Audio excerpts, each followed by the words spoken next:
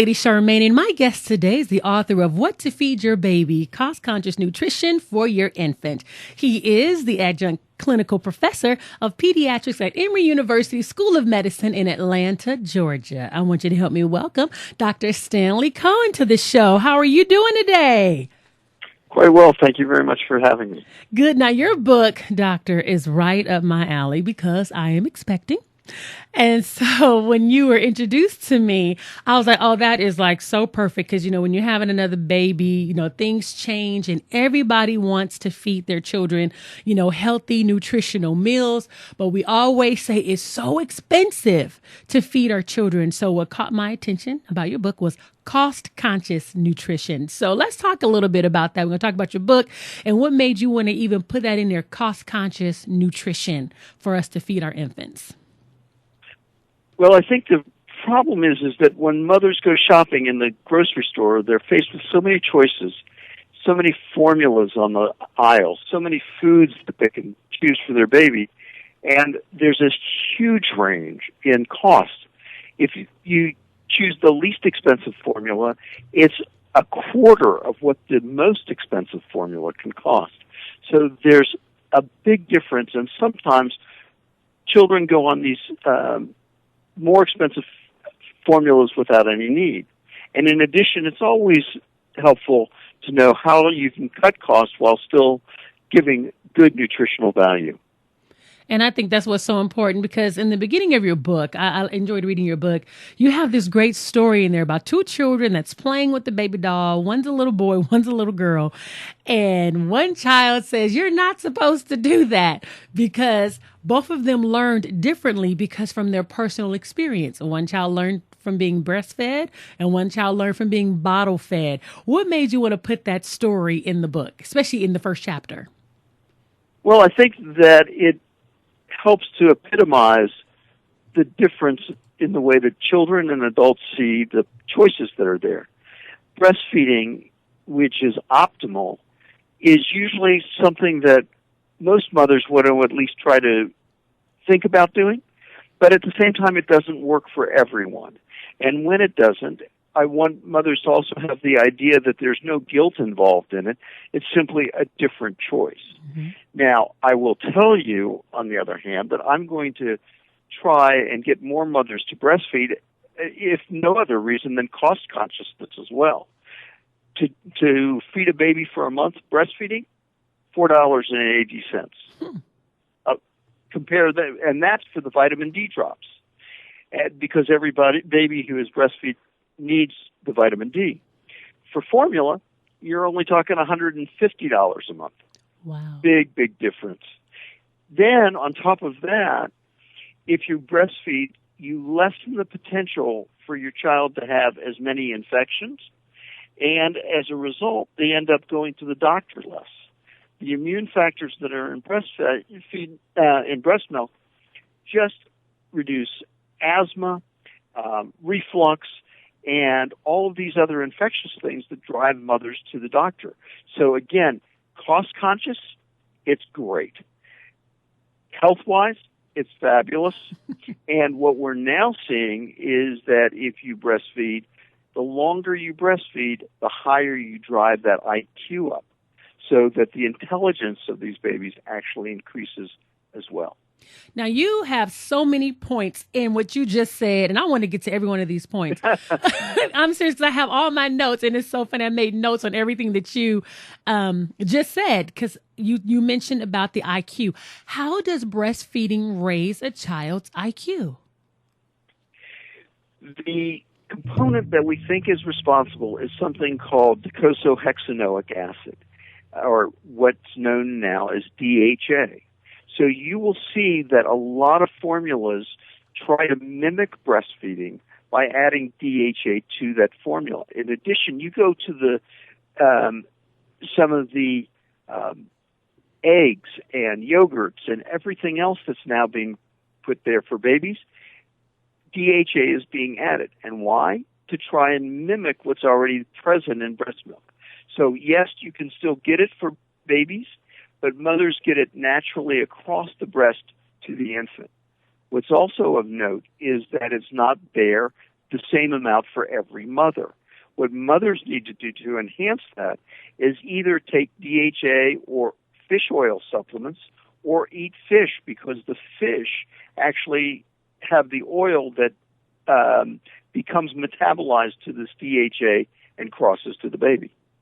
That is so interesting. And I know you recommended that parents should at least breastfeed for at least 6 months. Did you see the lady in Europe that breastfed her children till they were 8 years old?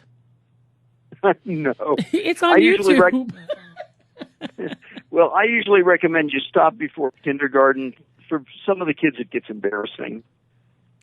Well, I don't know how this little girl was in bed. The mother, I mean, literally, her daughter was laying across the couch. She was 8 years old, and she was breastfeeding her child. My assistant showed it to me because I just did not believe it. I'm like, you got to show me this. And she did. The lady was doing a story, breastfeeding her daughter, biggest day, 8 years old, and then she was laying across the couch. So how old is too old to breastfeed? I want to know.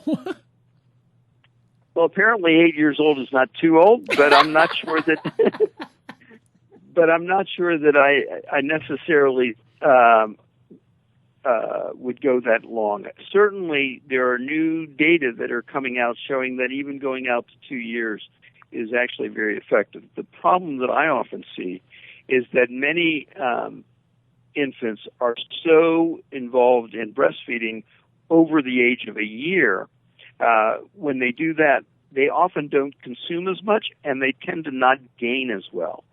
So I do watch that carefully and try and coach mothers and say, if you're doing it to the extent that the baby's not gaining well, then maybe we ought to either cut back or consider alternatives.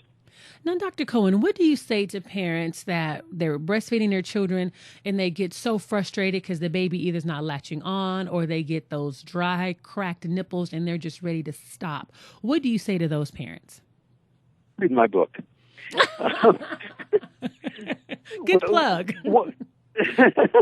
The reason is that it's not as natural and automatic for every mother to do so without any hitches or any problems. Often some problems will come up, and when they do, you need some support. You need some guidance. My book provides that. The pediatricians can often provide that. Lactation consultants can provide that. But you need a coach, somebody who's there and can say, well, listen, if you do have dry, cracked nipples, sometimes you can use a little bit of lanolin and wash that off before the breast. Sometimes if the baby's biting, you can get the baby latching on a little bit differently. In fact, in the book, we actually picture a different way for mothers who are having problems to have the baby latch on, so that that works better. Now, how do you get the father involved in bonding with the baby? Because we know that, the mother and child, they bond through feeding. And then sometimes the father feels left out. How do you involve the father? Do you pump the breast milk and put it in a bottle so he can also be a part of that bonding process as well? What do you recommend? Well, I don't think that you need to necessarily focus it on feeding the baby. Yes, you can do it with the father giving a bottle. You can do it with the father being the one to get up in the middle of the night to bring the baby to the mother. Or you can simply have the father come in immediately and sort of almost ignore the mother and go play with the baby and be with the baby at other times, so that during the baby's awake hours, he's really getting that bonding experience of holding the baby and cooing and racking with it and just enjoying that nurturing feeling as well. Okay, and then I have another question for you. What about those mothers that just say, I'm not trying to do the breastfeeding thing. I'll do it for about a week, but I'm done. But people make them feel guilty because they're not breastfeeding like they did. And how do you help mothers get rid of that not breastfeeding their child guilt? In a couple different ways. Number one is I let them know that the formulas that are out there are all healthy alternatives. They can't be passed by the Food and Drug Administration and other agencies until they really meet the standards that have already been set up. Moreover, a lot of the proprietary formulas are doing more research trying to find other factors similar to DHA and iron that are going to be important for the babies. Secondly, it's that breastfeeding doesn't work for everyone. And mothers who have taken care of their children in every possible way do so just as well, holding their baby, nurturing their baby, being with their baby with a bottle as well. Think about all the children who are adopted, and I was one of those. Surprisingly, I've done quite well in spite of not being breastfed. Me too. So that's good to know. You also talk about, I like how you talk about not having this rigid feeding schedule, because you have some mothers, their child has to be fed every 2 hours on the dot, but you mention about not being so rigid in a feeding schedule, nor do they need to finish a bottle just because you prepared it. Overfeeding can result in an uncomfortable baby or one who brings back the excess. And I think that's so true, because I think I did that to my last child. So I believe I was that mother being rigid and overfeeding. So what do you say to those moms that have to have that schedule, and you just said they don't have to have a rigid schedule? So first of all, I want to say something to you. I am very proud of how well and thoroughly you've read that book. You're welcome. Nice work. But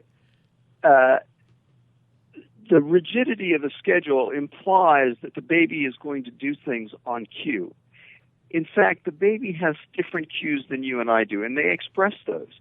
They do so by showing their hunger cues early with just some lip smacking or sucking motions that imply that they want to be fed. And if you do that early, you catch them before they start to cry and are uncomfortable and are more difficult to feed. Additionally, they show they're being full by unlatching from the breast, from letting go, or from stopping from the nipple and starting to look around. That means they're hungry. They don't need all that extra formula just because it's in the bottle. And when they don't get it, they have less reflux, they have less irritability, and they're more comfortable, just as you said. And I'm so glad you put that in the book, because that was a nugget for me, pregnant with my third child, because my second child, she had reflux, projectile, just everywhere. And now I know we were overfeeding her. So she, was full, and we just was making her finish the bottle. So now I understand. So thank you so much about the lip smacking cues, because I'm like, she did do that. So she was letting me know she was hungry. And it's funny, that's my second child, but I think you just educated me for my third child. And for those who want to get your book, where can they go and purchase your book? There's two different ways. One is to go to Amazon and get it there, or you can go even better to our website, which is what2feedyourbaby.com, with the 2 being the number 2. And if you go there, you'll also be able to continue to get some of our updates about new things that are coming out that are going to happen. After that book is a bit dated, we're going to be able to keep you abreast of all the new things that are going on as well. Wonderful. I want to thank you so much for coming on the show. Your book was very educational to me, and I'm sure it's going to help a lot of other mothers out there, and I'm sure fathers too, so you can kind of know about formula, about babies, about what the mother kind of goes through with the feeding. So I think it's a book that's perfect for both of the parents. And Dr. Cohen, I look forward for you coming back on the show when you have another book. It would be a pleasure. Thank you so much, and have a great day. You do the same. It's been a pleasure talking to you as well.